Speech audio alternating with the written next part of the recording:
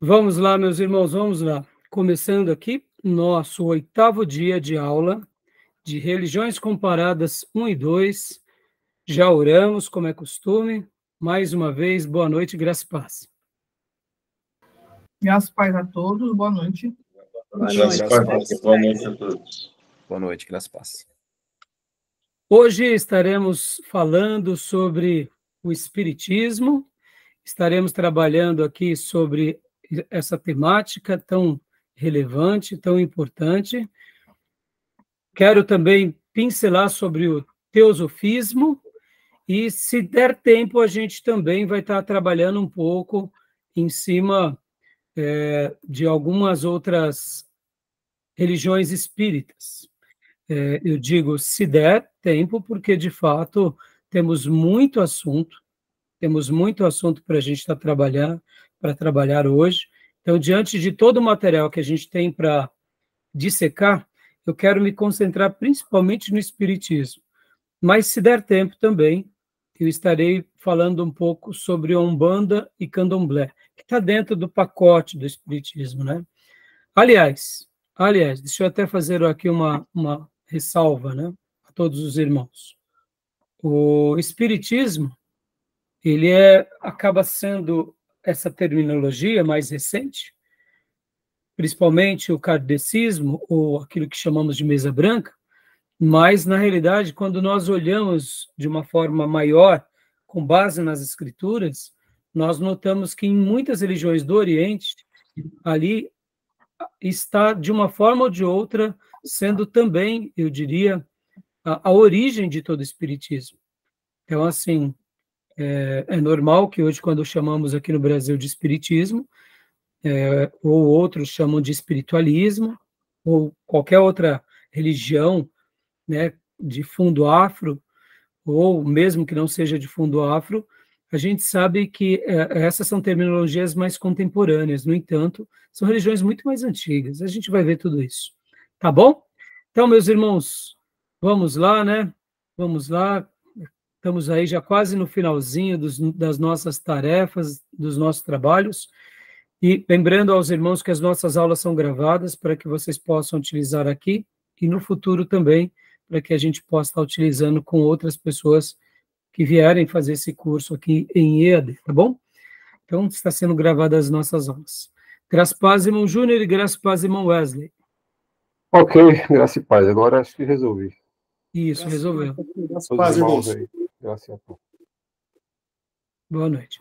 Bom, vamos lá, meus irmãos, tem bastante coisa para a gente fazer. Como é costume, eu quero ler aqui um texto com os meus irmãos, de Deuteronômio 18, do 9 ao 14. Deuteronômio 18, do 9 ao 14. Quem achou, quiser ler para nós. 9. 18, do 9 ao 14. Uma passagem em que Deus usa a vida de Moisés para deixar uma orientação muito clara e objetiva sobre algumas práticas antigas que o povo já estava realizando aqui como práticas religiosas, como busca espirituosa, os cananeus em especial. Mas, só para vocês terem uma noção, lembra que nós mencionamos que o hinduísmo ele nasce por volta do ano 1400 a.C., entre 1400 e 1500? Pois é, Moisés está por volta de 1450.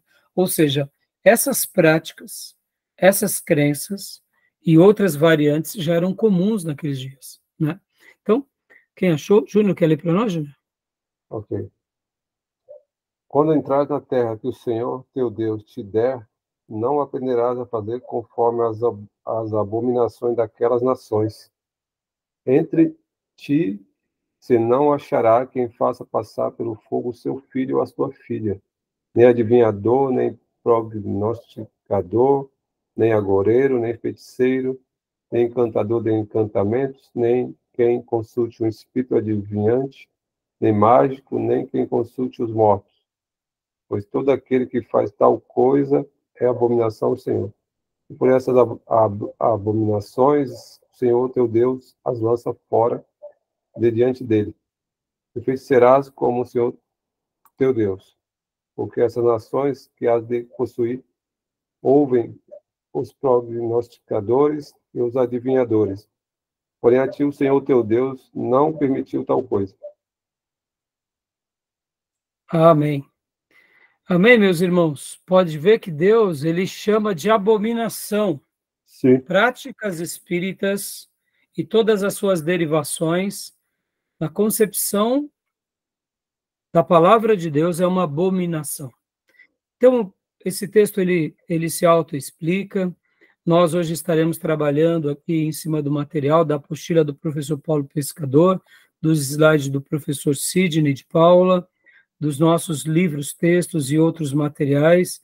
A gente vai estar trabalhando, mostrando um pouco sobre essa religião tão, eu diria, tão trágica, né? Porque, de fato, mesmo que seja uma outra religião, gere coisas boas, na questão da espiritualidade ela acaba sendo trágica.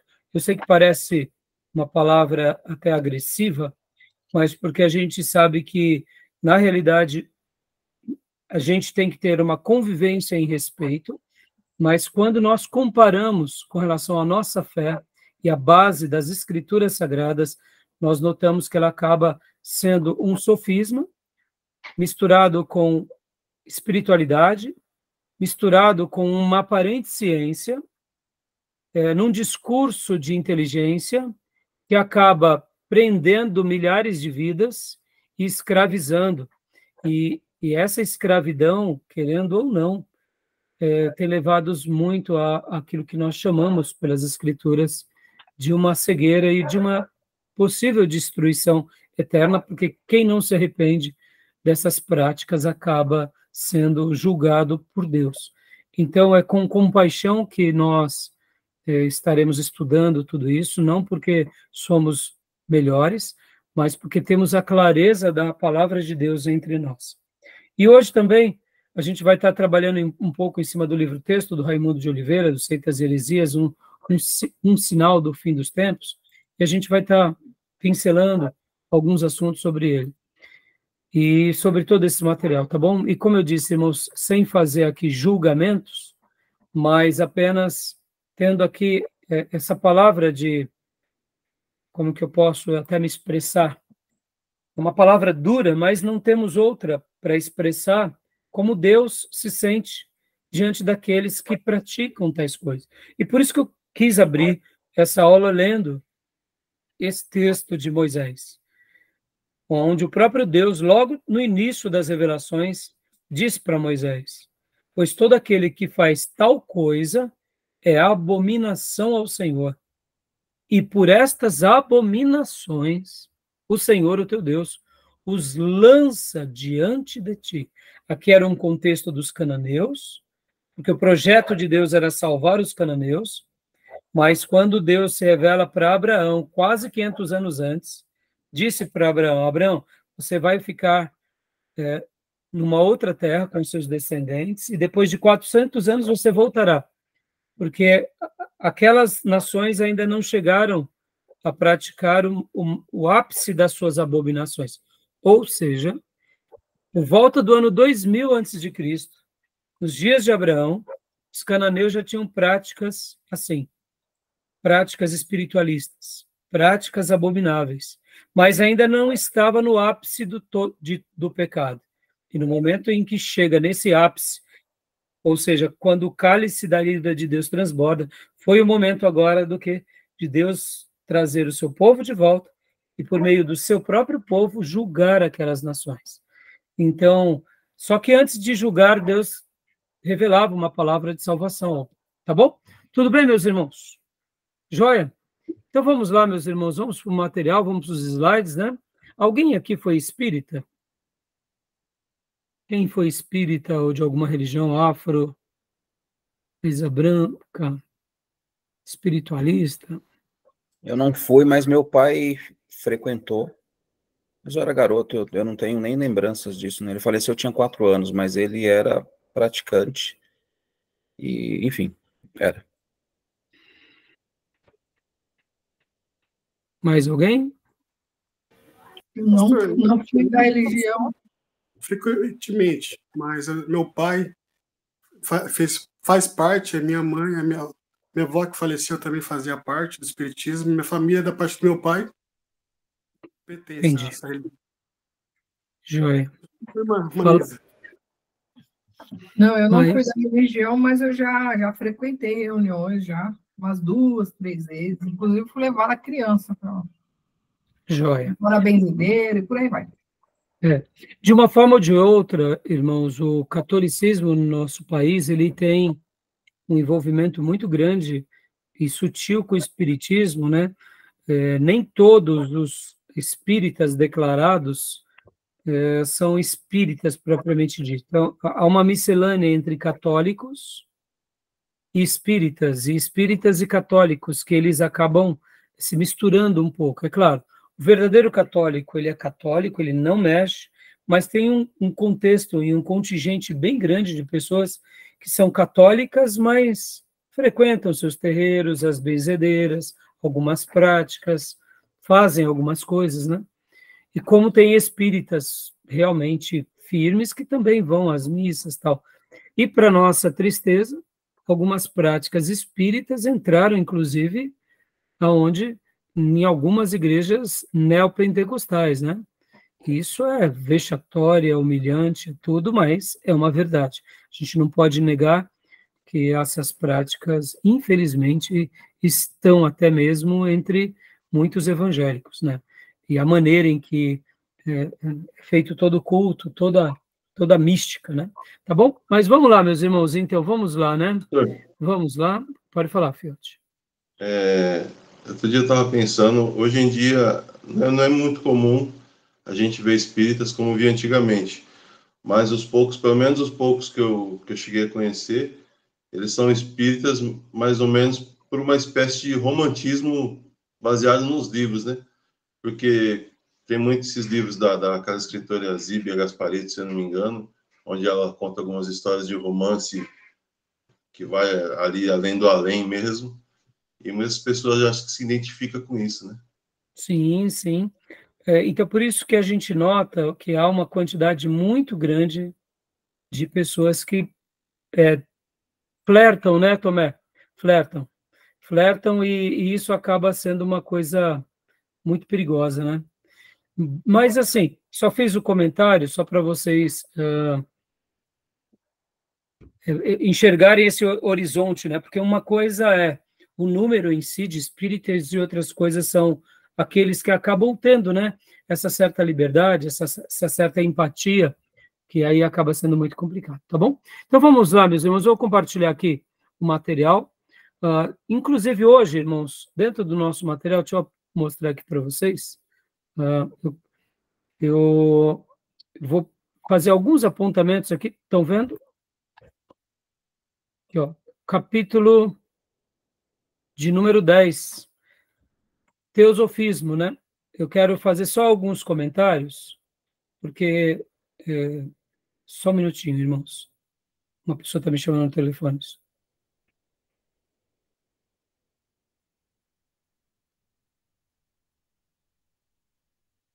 Uma pessoa que... Tá. Então, o que acontece? O teosofismo, ele trata aqui no capítulo 10, olha só que interessante. Vamos só ler algumas citações, depois eu vou só dar uma pequena abordagem. Eu acredito que nós não precisamos ficar aqui gastando, se bem dizer, uma aula inteira sobre o teosofismo, porque ele está dentro do pacote do espiritismo, né? Tomé, leia para nós, aqui, por gentileza. Estou no livro texto, no capítulo 10, tá? Tá. A palavra teosofia vem de duas outras palavras gregas. Theos significa Deus e Sofia, sabedoria. Isto é, sabedoria de Deus. Essa falsa religião ensina que a aquisição da sabedoria divina não é dada através da revelação de Deus, a Bíblia, nem por inspiração, estudo ou revelação concedida pelo Espírito Santo. O teosofismo crê que Deus é um ser impessoal, identificado com a humanidade, é um sistema panteísta a mais. Desse modo, os panteístas creem possuir a chave do saber divino, admitindo, inclusive, serem superiores às demais pessoas.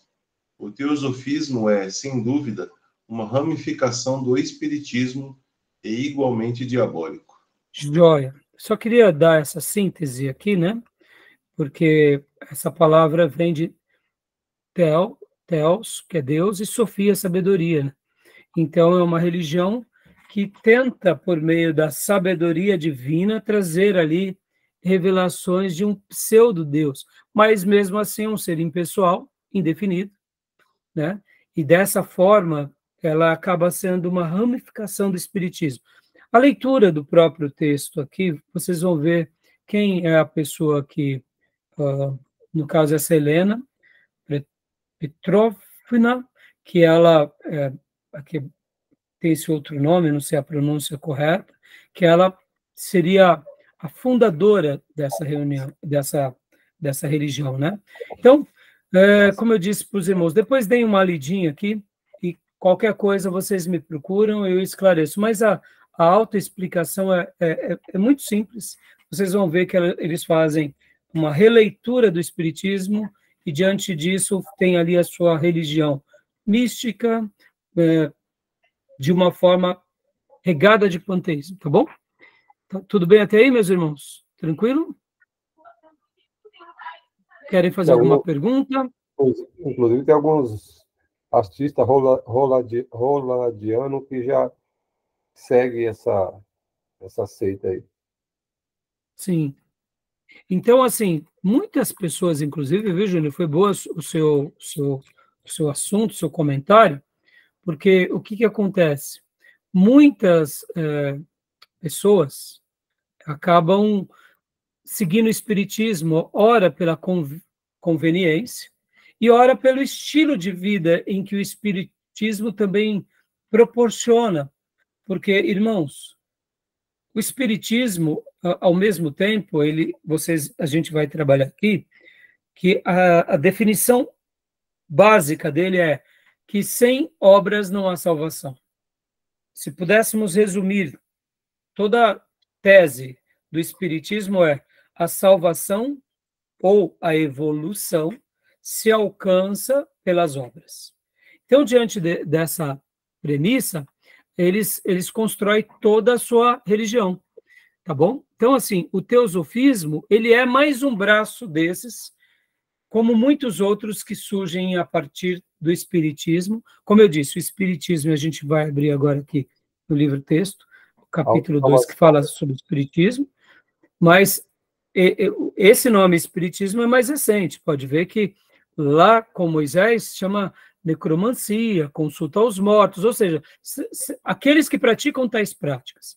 E a gente vai ver, inclusive, quando nós estudamos lá nas aulas, até mesmo das semanas passadas, que falamos sobre o zoroastrismo, que tem aquela dualidade do bem e do mal, e outras religiões, como o próprio hinduísmo, e então a gente vê que são práticas espíritas e que o inimigo, de uma forma muito sutil, sempre vai estar ali, levando as pessoas a uma escravidão em cima desses princípios espirituais, né? Tá bom? Quer falar mais alguma coisa, Júnior? Porque essas religiões, como budismo, espiritismo, hinduísmo, todas elas têm muita semelhança, elas se conversam muito, né? Muito, autossalvação, reencarnação, karma. E acho que o cristianismo é singular, né? Principalmente quando a gente tem a doutrina de que a salvação é pela graça. Acho que a gente é o que difere, o que nós somos singular e assim, em relação a todas as religiões. Sim. Pode ver que, geralmente, nessas religiões, a divindade é impessoal. Buda não precisa ser adorado. Basta você ter ele como uma referência. e você vai evoluindo e se aperfeiçoando. Pecado não é uma agressão a Deus ou uma quebra da lei de Deus.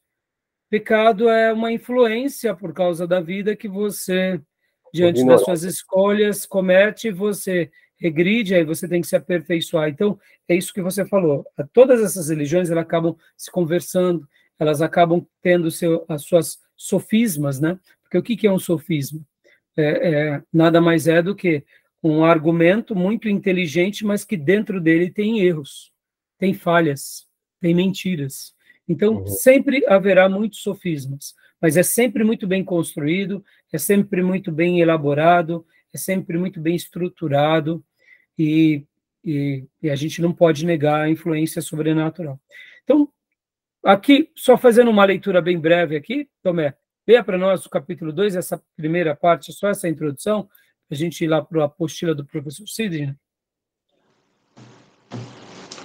O Espiritismo é, sem dúvida, uma das heresias que mais cresce no mundo hoje.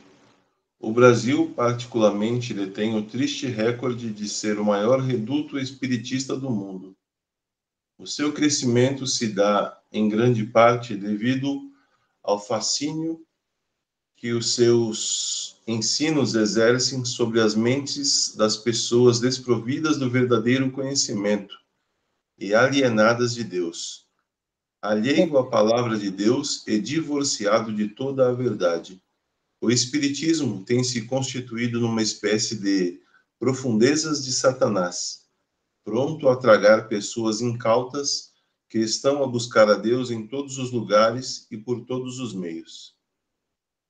As palavras do Raimundo são fortes, mas eu concordo em gênero, número e grau, porque literalmente é muito sedutor, é muito embrumador, é muito, eu diria, envolvente, principalmente pelo viés da emotividade. Quando eles não pegam por uma explicação aparentemente racional, mesmo que eles se tenham como uma religião baseada nas ciências, que de fato não tem comprovação científica, eles se gabam disso, mas quando eles tentam demonstrar uma construção lógica, não tem comprovação científica, mas percebam como eles usam a lógica para justificar certos temas complexos e temas que geralmente não temos resposta. Quando eles não vão pelo caminho da lógica, ou da aparente lógica, eles vão pelo caminho da emotividade, ou seja, consultar os mortos, falar com a mamãe, com o filho, com o ente querido, ou quem sabe com aquela grande personalidade que um dia viveu no passado. Então, é uma coisa, por isso que quando o professor pastor Raimundo escreve aqui nessa introdução, que é uma espécie de profundezas de Satanás, é nesse sentido. É nesse sentido, é onde a astúcia do maligno ela é acentuada de uma forma muito, mas muito capciosa, tá bom? Mas, como tudo que a Bíblia revela, que aqueles que são descrentes, eles são alvos direto e imediato do príncipe desse século, cego entendimento, tá bom? Exato. Então, agora eu vou compartilhar com vocês os slides, né? Aliás, vamos lá. Vou mudar aqui o compartilhamento, tá bom? Alguma pergunta até aí, meus irmãos?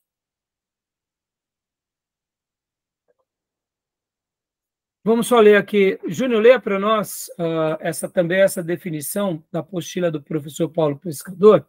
Ok. Por favor. Espiritismo catecismo.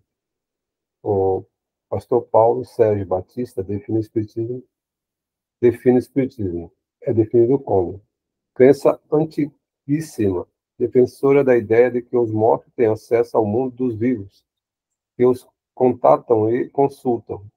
Pode ser qualquer sistema ou prática religiosa com a finalidade de estabelecer contato com os mortos. Existem várias formas de espiritismo, todas igualmente condenadas pela Bíblia, Deuteronômio 18, 9 a 12. Todos os principais ramos da igreja cristã denunciam o espiritismo como contrário à teologia bíblica. Em 1848, houve um reavivamento, do espiritismo em Hydesville, estado de Nova York, nos Estados Unidos, das pessoas de Kate e Margaret Fox, as duas mais famosas promotoras do espiritismo moderno no século XIX. Dá uma pausa aqui. Aqui é onde, vamos dizer assim, começa a ser disperso o movimento espírita por meio daqueles fenômenos de mesas voadoras, aquelas coisas antigas, vocês já devem ter visto, né? Lápis, que mais? Cama mexer, andar. Coisas assim mais. Aí, a partir daí que vai começar depois, é óbvio, aqui seria quase que a origem, né? Aí, logo depois disso, leia para nós, Júnior, por favor. Claro que depois... Claro que depois dessas duas irmãs, Allan Kardec, cujo verdadeiro nome é Hippolyte Léon Denisard Rivel, foi o codificador do espiritismo moderno, inserindo sincreticamente conceitos de outras religiões, somente a de origem hindu. Dá uma pausa, por favor, Júnior. Aqui, aquela pessoa que nós conhecemos como o nome de Allan Kardec, que na realidade não é ele, quem é a pessoa que é o grande divulgador do espiritismo é o Hippolyte Léon. Ele era um francês e ele é essa pessoa que era uma pessoa muito estudada, falava vários dialetos. Ele começa, num primeiro momento, ele questiona muito. Só um minuto. Está dando aqui, aparecendo para mim que está dando alguma mensagem que nosso tempo está expirando. Se caso cair a linha, eu religo, tá, meus irmãos? Para vocês está normal, né? Tá normal. Não sei por que razão apareceu essa mensagem. Então, o que acontece? Ele é o grande divulgador do espiritismo, é o grande codificador do espiritismo. E ele era uma pessoa muito instruída, muito inteligente, a gente vai ver já nos slides, e isso ganha uma projeção muito grande. Pode ler para nós, Júnior, por favor. Apesar dos adeptos do espiritismo kardecista afirmarem ser uma religião recente, criada somente no século XIX, é notável que a prática do espiritismo não apenas é antiguíssima, mas também enfaticamente condenada em todas as suas formas por Deus, na sua palavra. De acordo com o curso de teologia da Faculdade Bethesda, o termo espiritismo refere-se à prática diversa que povos e culturas primitivas já realizavam. Essas práticas têm em comum a convicção de que a alma ou o espírito de alguma pessoa sobrevive à morte física e continua a existir em algum mundo do além, podendo se comunicar com os vivos. A história nos mostra alguns dos povos que praticavam alguma forma de espiritismo. Como exemplos, destaca-se os gregos, que tinham a crença de que as almas dos mortos habitavam um submundo, que era possível entrar em contato com eles. Os povos celtas, que acreditavam que os espíritos regressavam ao mundo dos vivos em certas ocasiões. E os xamãs dos povos primitivos, da Ásia e Oceania, que também afirmavam que o dom de comunicação com além, afirmavam ter o dom de comunicação com além. Já no Antigo Testamento, quando o povo estava para entrar na Terra Prometida, Deus proibiu ao seu povo essa prática, juntamente com outras práticas abomináveis. Que aí é o texto que nós lemos, né, há pouco, de Deuteronômio, e agora pode ler essa última frase para nós, Júnior, só essa. Hoje o Brasil é a nação que reúne o maior número de adeptos do espiritismo no mundo.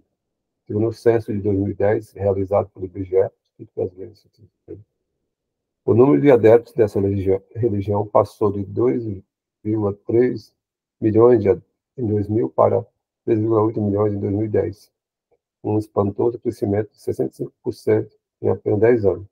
Lembrando que em 2000 o Brasil já era, disparadamente, a maior nação espírita do mundo. Se agravou ainda mais em 2010. O espiritismo é a religião que mais cresce em termos percentuais no país. Segundo dados desses dois últimos censos, trata-se do terceiro maior grupo religioso do Brasil, desde seu segmento social de maior renda e melhor escolaridade. E isso é um fato incontestável e super interessante, viu, meus irmãos, sobre esse ponto, tá? Então, alguma pergunta até aí? Tudo bem? Até aí? A gente não pode negar que a maioria dos espíritas, eles são pessoas de classe média alta, a grande maioria são estudados, isso é uma questão básica, mas isso não quer dizer que eles estejam corretos. Agora, o que nos espanta é a quantidade que eles são, aonde o nosso país se enquadra e o crescimento deles. Agora, percebam, os neopentecostais têm crescido, e os espíritas também. Então, percebam como que, geralmente, uma coisa está muito ligada à outra. Eu sei que nós temos uma matriz muito complexa. Qual é a matriz do povo brasileiro? O povo brasileiro tem 3 matrizes. 2 delas é muito citada, mas a terceira é muito pouco citada. Quais são as nossas matrizes como origem? Vamos lá, gente. África, Portugal e partes da Europa, né? Os portugueses, de uma forma geral. E os indígenas, né? E os indígenas. A gente esquece dos nossos indígenas. A população de índios que tínhamos aqui no Brasil, no momento da descoberta, ainda hoje já é grande, mas era muito maior. E a grande maioria dos índios também acabam, não são todos, mas a grande maioria, tendo algum tipo de prática pseudo-espírita, dentro dos seus credos, dentro dos seus hábitos e das suas culturas. Então, quando nós temos essas 3 matrizes, que é uma europeia, que tem a ver com o catolicismo, principalmente, uma matriz africana, que aí vem todo o contexto espírita, e temos uma matriz de origem ameríndio, chamado de ameríndio, porque é os índios americanos.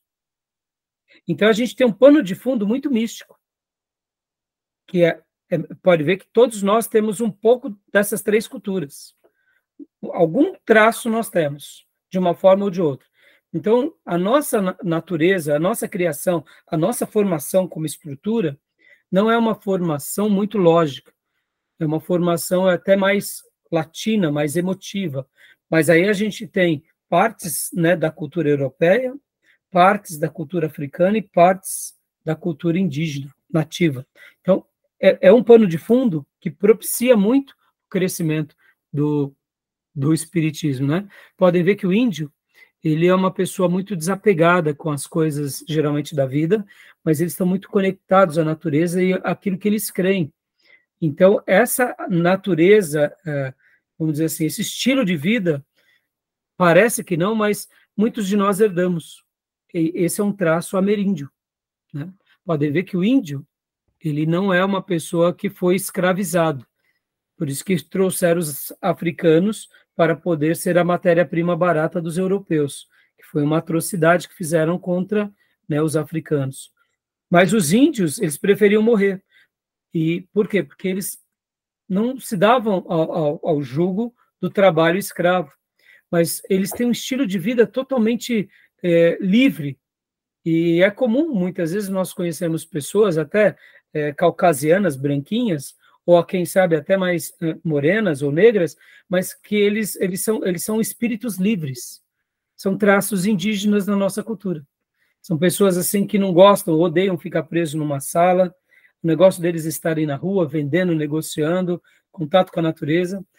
Essas características estão na nossa formação, no nosso DNA, né? Então, é uma coisa bem curiosa. Tudo bem até aí, meus irmãos? Querem falar alguma coisa? Pergunta Pastor, alguma coisa? Eu acredito que, assim, as pessoas que se inclinam, assim, para o espiritismo, assim, na sua grande parte, são pessoas que, assim, em nenhum momento teve contato com as escrituras. Por exemplo, acredito que um desviado do caminho cristão, né, entre aspas, né, desviados, ele jamais se inclinaria para o espiritismo por ter algum contato com as escrituras, né? E esses povos, o senhor estava falando dos índios, né? São povos assim que não têm conhecimento das escrituras, por isso se inclinam para essas religiões, para essas seitas assim, né? Porque dificilmente alguém que teve contato com a palavra vai entrar numa seita como o espiritismo, né? Ou outra seita também. Gil, eu também penso como você, mas aí aqui a gente tem uma discussão bem interessante. Os nossos irmãos calvinistas, eu sou um calvinista, não tenho problema de me considerar assim. A minha linha doutrinária, eu sou um calvinista, mas eu dialogo muito bem com os arminianos, até porque eu era um arminiano. Mas na linha calvinista, a resposta é porque a pessoa nunca se converteu. Se a pessoa se envereda pro espiritismo, para alguma outra seita, qualquer uma dessas, a resposta direta e imediata é porque nunca nasceu de novo. Mas para os irmãos arminianos, não estou nem entrando dos irmãos pelagianos, né, porque é uma outra categoria parecida com os arminianos. Mas os arminianos, eles vão ter respostas, por exemplo, como a de Saul. Porque Saul é o exemplo que nós sejamos calvinistas ou arminianos. Podemos ter as nossas respostas prontas, mas quando lemos as Escrituras e deixamos a Bíblia falar, Saul foi ungido, Saul profetiza, e Saul, por causa do pecado, nega a palavra de Deus, vai se enveredando para o erro, para a maldade, para os ciúmes, para a morte, para a traição, e quando não tinha mais nada, e quando ele já viu que Deus não o amparava mais, ele buscou a médium. Então, assim, é uma coisa que, porque eu estou te falando aqui que na discussão a gente tem hora que não tem uma resposta, pelo menos é assim que eu me vejo, porque Saul é essa incógnita, entendeu?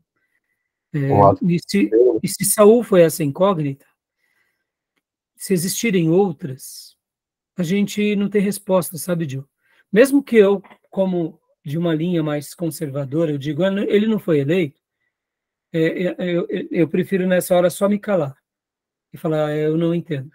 Essa é a minha resposta, eu não entendo como um Saul termina a sua vida da forma que terminou.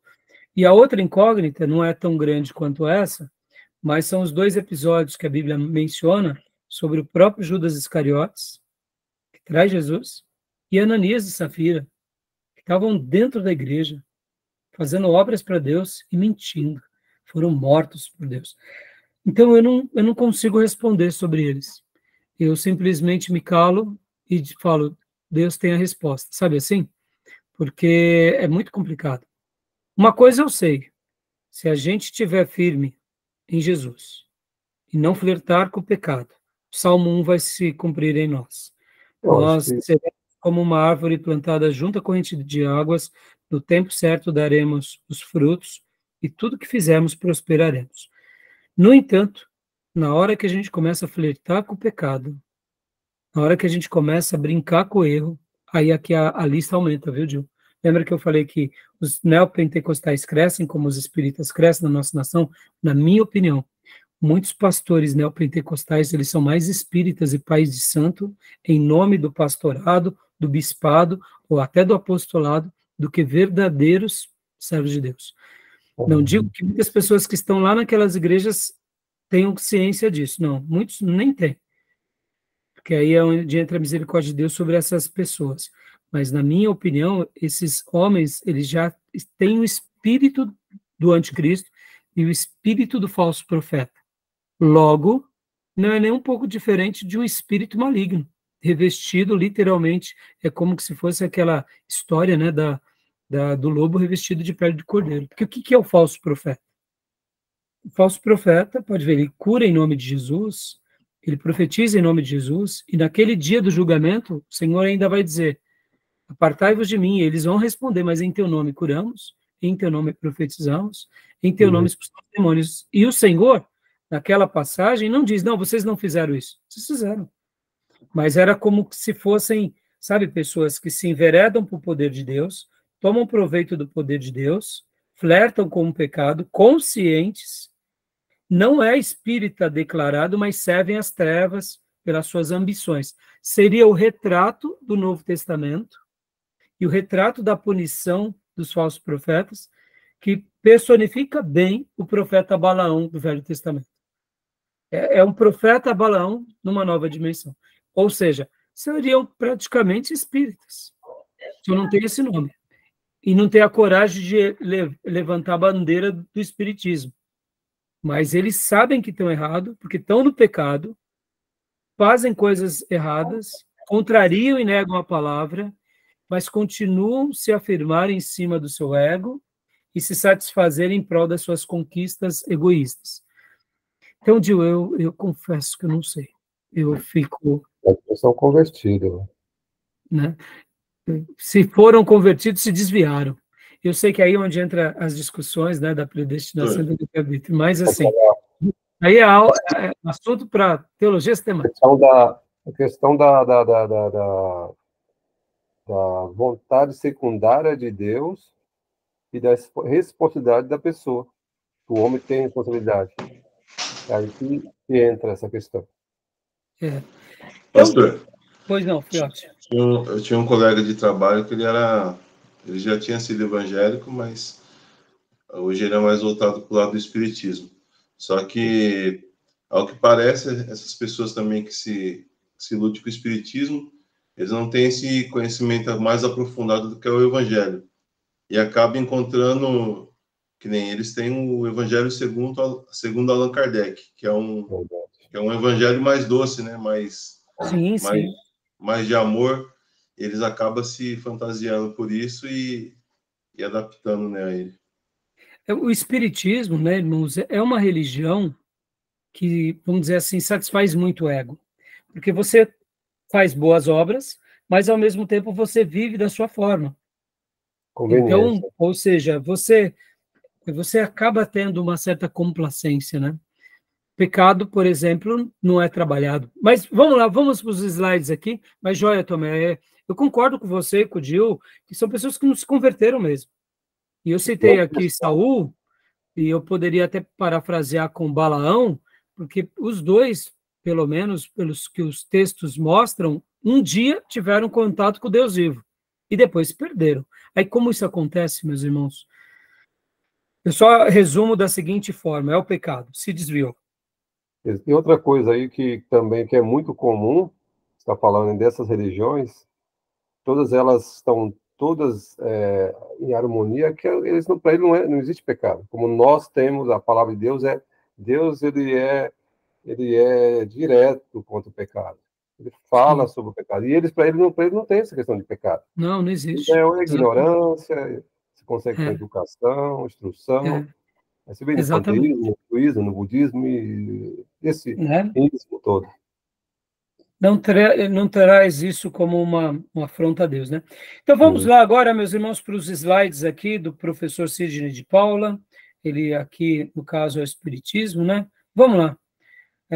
Aqui vamos agora entrar um pouco mais, né? Vamos passar daquelas duas americanas e a gente já vai entrar um pouco aqui na vida desse homem, que é o Leon, né? O Hippolyte Léon, ou Leon, que ele é o grande, vamos dizer assim, precursor do espiritismo moderno, e a partir dele vem, então, toda essa ramificação do espiritismo segundo Allan Kardec.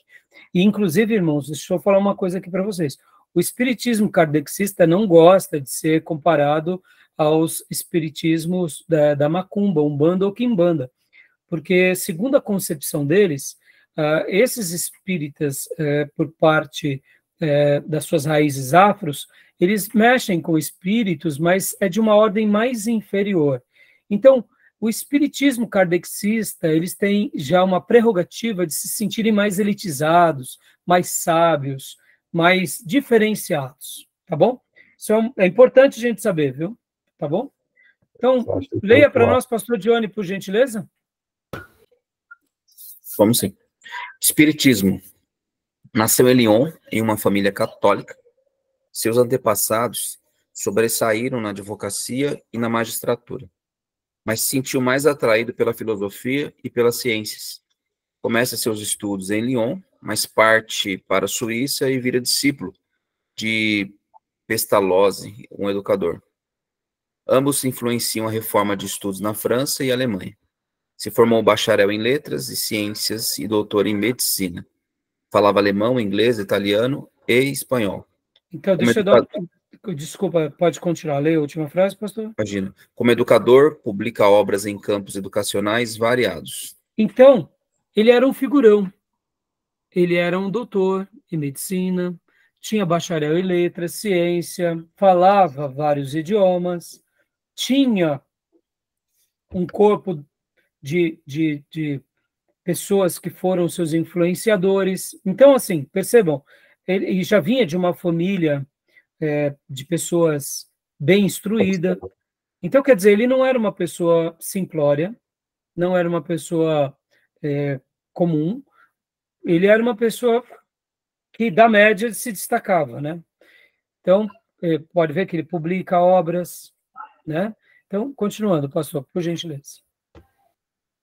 Em 1854, conheceu o Sr. Fortier, com quem estudava o magnetismo.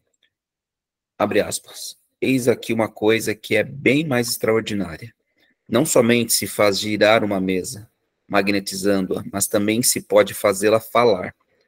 Interroga-se e ela responde, fecha aspas. Então, dá uma pausa aqui. Agora, deixa eu fazer um comentário aqui, meus irmãos. Irmãos, jamais tratem as questões espirituais dentro da igreja, ou mesmo em qualquer religião, como tudo sendo como picaretagem, como que é o termo correto, né? Quando nós falamos que a pessoa... Charlatanismo? Charlatanismo. Existem muito disso nas religiões, existem muito desses no espiritismo, e, inclusive, infelizmente, agora na igreja evangélica. Pasmem, né? É lamentável, mas a gente tem que fazer essa denúncia. É mais comum a gente ver charlatanismo dentro da igreja evangélica do que dentro da igreja católica. Pasmem. Podem ver que os nossos pastores, bispos e apóstolos flertam como se fossem sultões de Cristo na terra. Os padres e as freiras não. Eles fazem voto de pobreza. Existem, sim, os padres youtubers, midiáticos, mas podem ver que até nessa questão eles são mais comedidos porque não ficam lançando candidatura política, não ficam, tem a sua participação política, tem, mas há uma estrutura que os blinda e até os preserva. O mesmo não acontece conosco, e isso é uma vergonha para nós. Então fica aqui a denúncia. Então não olhem tudo como charlatanismo, e eu quero até fazer uma citação de algo que, certa ocasião, aqui na nossa cidade, isso foi lá por volta dos anos 2000. Foi por volta dos anos 2000. Eu me lembro que nós tínhamos acabado de construir o prédio da nossa igreja, aquele pavimento. Eu não me recordo bem, mas nós já estávamos cultuando lá em cima, do salão que era grande, porque saímos de um salão pequenininho embaixo. Foi antes de construirmos as salas de aulas. No final de um culto, numa manhã, ou foi de uma escola bíblica, eu lembro que foi pela parte da manhã. As nossas crianças estavam no departamento infantil e, de repente, as crianças deram um grito, irmãos. Mas imaginem um grito desesperador, como se tivessem visto uma assombração. Devia ter umas 4, 5 crianças. Tinha acabado as escolas bíblicas, se eu não me engano, ou foi culto pela manhã ou foi escola bíblica. Eu acho que foi escola bíblica. Aí as crianças estavam lá no departamento infantil, mas elas deram um grito. A gente achou que tinha acontecido um acidente, aqueles acidentes horrorosos. De repente, descemos desesperados. Quando chegamos lá no infantil, as crianças gritando, brancas, voaram nos colos dos pais. E durante esses dias, aqui em Ferraz, estava tendo, e na região, nas escolas, essas questões de brincadeira com copo, com caneta e não sei o quê, nas escolas, estava uma febre. E as crianças, no final de uma escola bíblica, foram fazer isso lá no departamento infantil, juntou 5, e uma delas, ela era bem branquinha, irmãos. Pensa numa pessoa bem caucasiana. A mão dela, de repente, ficou vermelha, como se tivesse tomado uma insolação, o braço dela. Os pais ficaram em crise, consolamos ali as crianças, oramos com elas. E ali depois, logo depois que passou todo o medo e todo o assombro, chamei as crianças, com muito amor, falei para as crianças sobre o ocorrido, repreendi, claro, de forma amável, mas ela já... Não, pensa em umas crianças que estavam quase infartando. Elas estavam morrendo de medo. Então, com muito amor e ternura ali, as adverti, com muita firmeza. Depois chamei os pais ficaram assim, pastor, eu nunca fiz isso em casa, ficaram assim, desesperados. Eu consolei os pais, falei, pais, agora mais do que nunca é um dever que vocês têm de pegar as crianças, depois dessa experiência, e repreender o mal. E foi uma coisa, irmãos, pra vocês verem, sobre isso eu sou muito resolvido, porque foram brincar. E eu creio que Deus permitiu com que as crianças tivessem esse assombro lá no departamento infantil, para elas entenderem que com o diabo não se brinca, que quando a gente abre uma porta, as trevas vêm mesmo. E eu diria que o susto ainda foi pequeno. Poderiam ficar possessa, poderiam cair endemoniada, poderia uma delas ali ter ficado com um espírito, né? Então, estou contando essa história aqui para vocês, porque muitas vezes a gente sabe, sim, que tem pessoas desequilibradas, pessoas neuróticas, psicóticas, pessoas com problemas mentais, mas, irmãos, tem vezes que com pessoas comuns vão acontecer e não achem que tudo é charlatanismo. Temos, sim, charlatanismo, já eu vou entrar em outros comentários aqui com vocês, mas essa experiência só me chamou o quê? Aí eu usei essa oportunidade para chamar todos os obreiros do infantil, todos os obreiros da igreja, e bora se consagrar. E falei, olha, estão vendo como que é sério? Porque você sabe, né, irmãos, é que nem a loira do banheiro. Começou a ter rumor da loira do banheiro, todas as crianças não querem nem para a escola por causa do medo da loira do banheiro. Pode ver que são ciclos, né, são fases. Começa o modismo, né, e aí as crianças não têm aquela sabedoria, mas os demônios não querem saber, porque no momento que você abre a porta, eles vêm e vêm mesmo, podem ver. Então, essa foi uma experiência que eu, ao ler isso, né, o Leon, ele começou, então, como ele era um cientista, ele começou a querer estudar isso, por isso que ele disse que, inclusive, a mesa falava, porque você interrogava ela e ela respondia. Ou seja, irmãos, eu não duvido.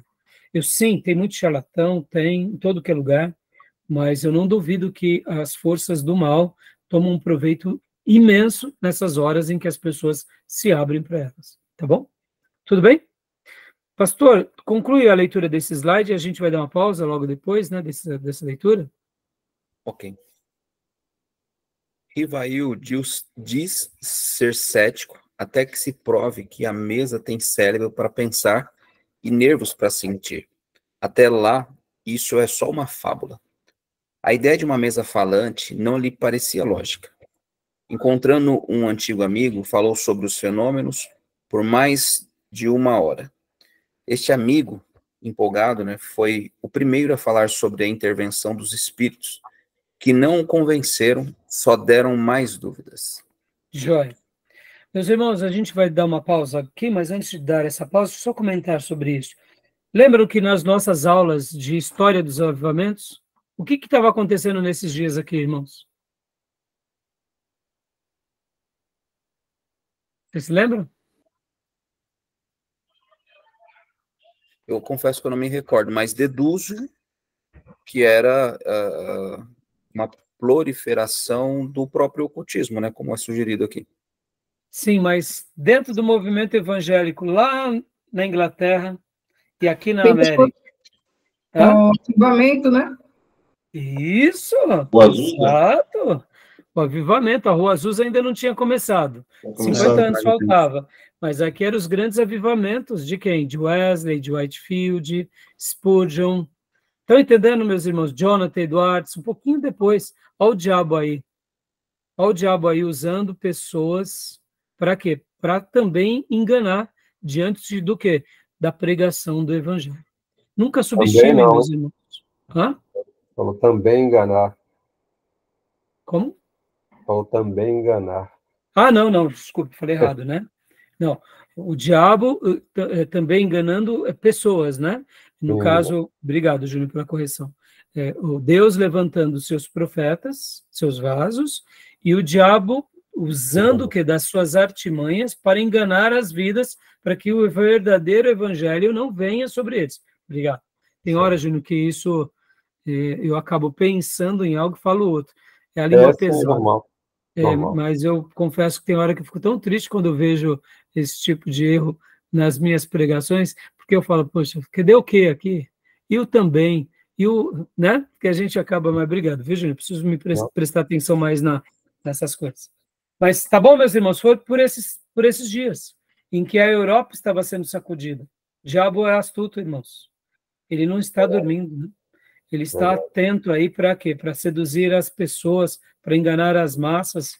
Né? Ele não para em nenhum momento, tá bom? Tudo bem até aí, meus irmãos? Ok. Joia? Podemos dar uma pausa? Sim. Podemos. Então tá bom. Podemos. Então vamos lá, vou dar uma pausa na gravação, tá? Volto em alguns minutos, tá bom, meus irmãos?